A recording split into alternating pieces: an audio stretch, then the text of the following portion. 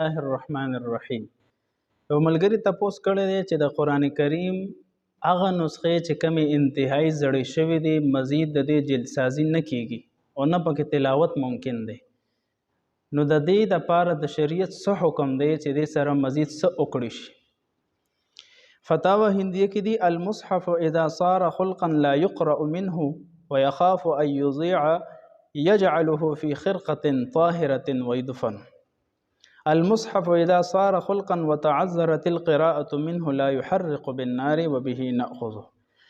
داسې قسم قرآن کریم یا د احادیث مبارکو کتابونه یا داسې فریمونه چې مزید جوړېدی نشي او په هغې باندې مقدس کلمات یعنی آیاتونه یا احادیث مبارکه لیکل شوي یا اسماء حسنا لیکل شوي یا د انبیاء کرامو نمونه مبارک لیکل شوي، مزید د هغې جلدسازي نشي کېدی.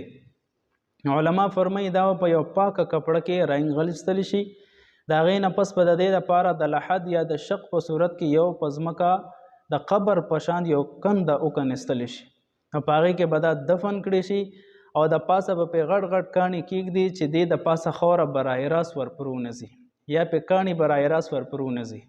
دغه هم بې ادبي ده.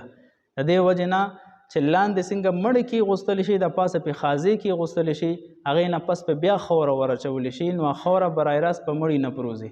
نو همدغه شان قبر د لحد یا د شق په صورت کې به وکنلستلی شي، په هغې کې به دکه سپارې او دکه مقدس اوراق دفن شي او هغې د پاسه خازه د هغې د پاسه بیا خاورې ورچول، نو دا طریقه په شریعت کې جایز ده.